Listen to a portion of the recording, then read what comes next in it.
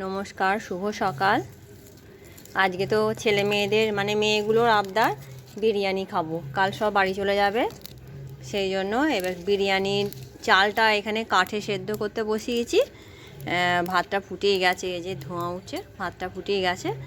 এবার বিরিয়ানির চালটা সেদ্ধ হলে, ভাত হলে তারপরে গ্যাসেতেই মাংসটা কষে নিয়ে বসাবো। এই যে ভাত হচ্ছে এখানে, বিরিয়ানির ভাত। যে বিরিয়ানির আলুগুলো একটুখানি ভাপ তুলে নিয়ে এবার তেলেতে ভেজে নিচ্ছি। বিরিয়ানি তো আলু ছাড়া মোটেই একদম ভালো লাগে না। এবার আলুগুলো একটু ভেজে নিচ্ছি। চিকেনের আছে, লেগ পিসগুলো দেখাও তুলে তুলে।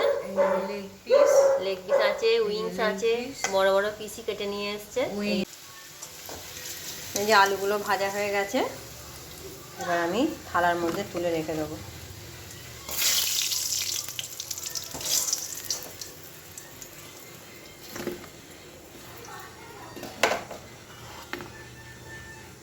এবার পেঁয়াজগুলো এতে ভাজতে বসিয়ে দেবো। পেঁয়াজের যে বেরেস্তা লাগে তার জন্য এগুলো ভাজছি।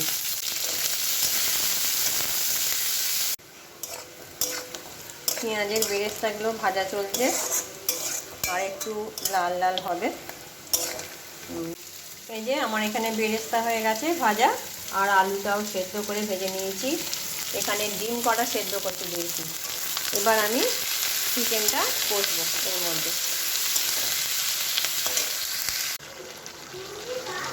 এই যে বিরিয়ানির জন্য চিকেনগুলো একটু কষে নিচ্ছি। লেগ পিস আছে, একটু কষে নিচ্ছি। মাংসগুলো একটু বড় বড়ই আছে, ওই জন্য একটু ভালো করে কমিয়ে কষে নেবো। এই যে গোটা গরম মশলা, গোটা গরম মশলা নয়, বিরিয়ানির মশলা সব রকম আছে। বিরিয়ানির গোটা মশলাগুলো একটু ভেজে নিচ্ছি এতে।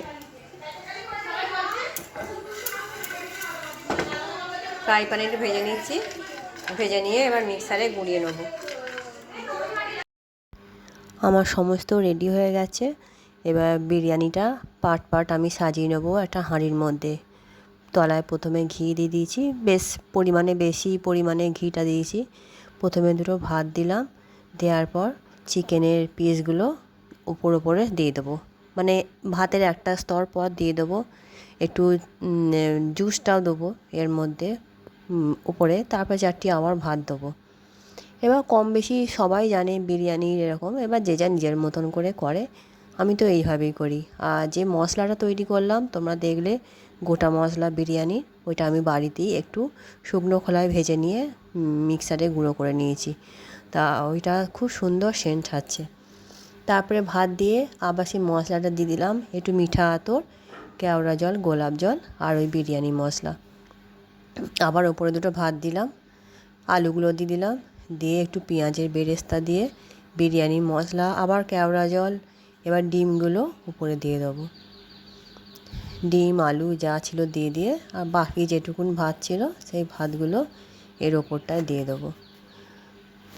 তারপরে পেঁয়াজের বেরেস্তাগুলো তার উপরে দিয়ে, আর যেটুকুন বাকি মশলা পড়েছিল সেটাও ওপরে দিয়ে দিলাম।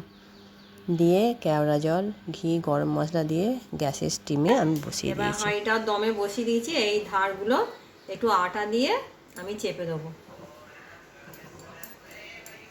এইভাবে আটাটা আমি দিয়ে দেবো ধারে ধারে। এই যে আটাটা ভিডিও অন আছে। এই যে আমার সব হয়ে গেছে।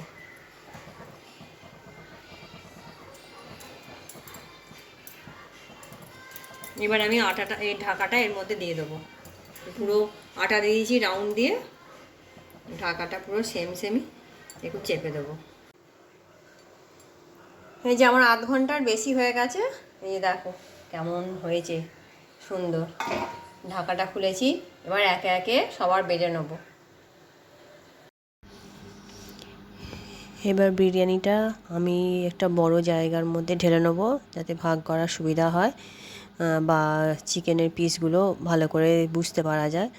আর আমি তো এখানে কথা বলেছি, মানে ভিডিওটা করেছি, কিন্তু কোকো এত চিৎকার করছে কিছুই বুঝতে পারা যায় না, যার জন্য আমি মানে সাউন্ডটা অফ করে এবার ভয়েস দিচ্ছি পরে।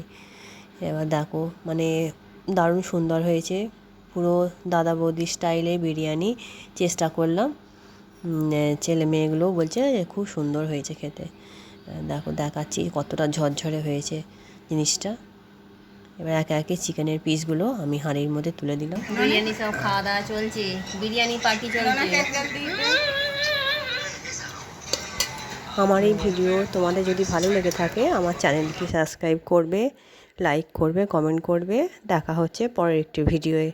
আজকের মতন টাটা সবাইকে।